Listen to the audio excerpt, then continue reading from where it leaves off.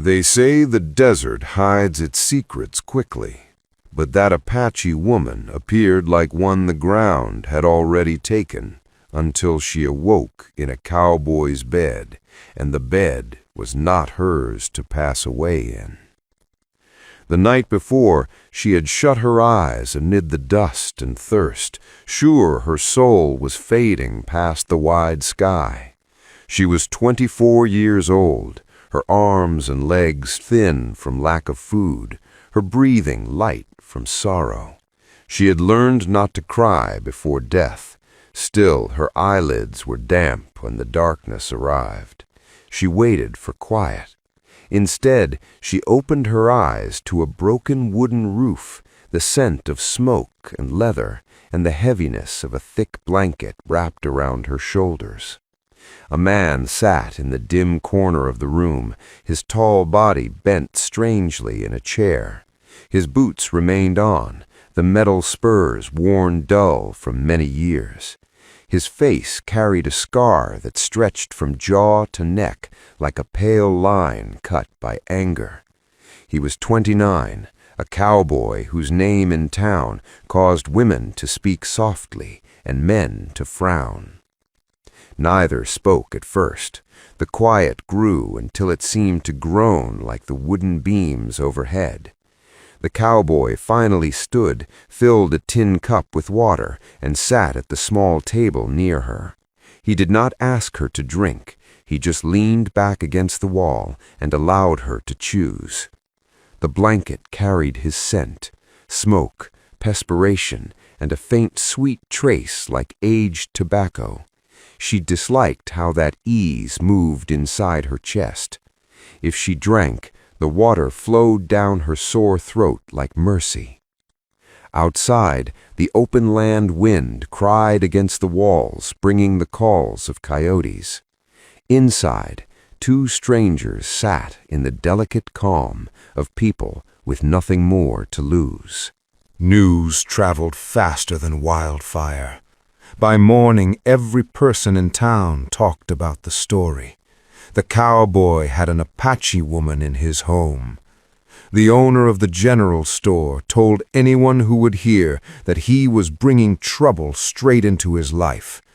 The minister clenched his teeth and told him, "You walk where God does not go. Return her to the earth before the earth takes you as well." The cowboy gave no reply. He never used extra words. He only made sure she ate, made sure she stayed protected, as if his quiet was a guard. But quiet cannot halt the stairs, nor support a ranch without workers. The Apache woman felt the pressure of the talk on his shoulders, though he never blamed her once. In the evenings he sat on the porch outside, carving wood with that strange piece of his, while she repaired his ripped shirts by the fire's light. Their closeness grew from small pieces, her weaving leather for his reins, him placing wildflowers in a cracked cup beside her bed. There was no word for what occurred, no title for the connection tying them. He spoke little. She trusted little, yet in the quiet they started to share something deeper than fondness, understanding. A storm arrived one night. Rain beat the roof like punishment. In the faint light of the stove, the cowboy said more words than she had ever heard from him. He explained his scar came not from fighting, but from his father's hand, anger held in liquor and released in blows. She replied with her own truth, her people made to march until children fell where they stood, mothers holding empty wraps that once held life. Between them rested pain like an uncovered cut, but also the strong truth of staying alive. The connection grew stronger, though risk increased. His brother arrived, smelling of liquor and envy. He laughed when he saw the Apache woman. "You keep a wild animal in your bed and wonder why the world turns against you," he sneered, voice cutting like sharp glass. There's a reward for her, brother. A wise man would turn her in." The cowboy stayed still, only spoke in a voice that cooled the room. "You'll have to pass over me first." His brother spat, whispered warnings, and left on his horse. The town's patience grew thin, and then the fire came. They woke to the sound of flames eating the barn. Cattle ran into the darkness, calling in fear. The cowboy worked to save what he could, but by morning half the ranch was in ashes. The damage marked his face like another scar. The Apache woman could not stand the view. She thought she was the bad luck that followed him. That morning, before he stirred, she left the cabin barefoot and walked into the wide desert. Better to fade into the sand than pull him deeper into loss. But the cowboy saw her footprints. He reached her before midday, his shape rising like a dream on the horizon. He did not yell. He did not beg. He only said in his dry, quiet way, "The world cares nothing for either of us. We might as well care nothing in return." Her throat ached with held-back tears.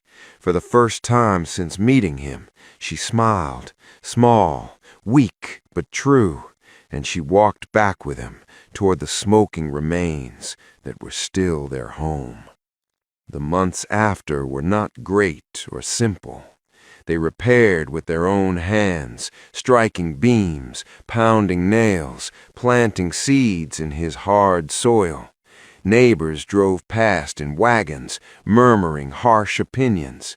But the cowboy and the Apache woman moved in their own steady way, calm, careful, firm. Their care was never spoken, only shown. His marked hand held her shoulder when she tripped. Her fingers touched his as they handed tools without words. They shared one blanket at night. Warmth rested between them like a hidden truth they both ignored. By spring, the general store owner passed the ranch in her carriage. She saw the garden growing under the Apache woman's care, the cowboy fixing fences next to her. The view made her whisper, "Well, perhaps spirits do manage a home after all." But they were not spirits. They were determined people of flesh and blood, refusing to yield to talk, flames, or being alone. And in the end, the desert did not cover them. It watched. The storyteller's voice grows gentle, ending like the final sound of a song. The West never offered neat conclusions, but sometimes two damaged lives join like broken pieces supporting the same shelter. Love here was not noisy, not gentle. It was dust, effort, and quiet. It was staying alive turned holy. And if that is not joy, then I do not know what is. So remember this, reader. Love is not discovered, it is created, and the strongest homes come from those outside who refuse to give in. Thank you for riding along on this story. Drop your location and time one more time if you'd like, and if it touched you, like, star, follow, and share it with someone who needs to hear it. See you in the next tale of courage.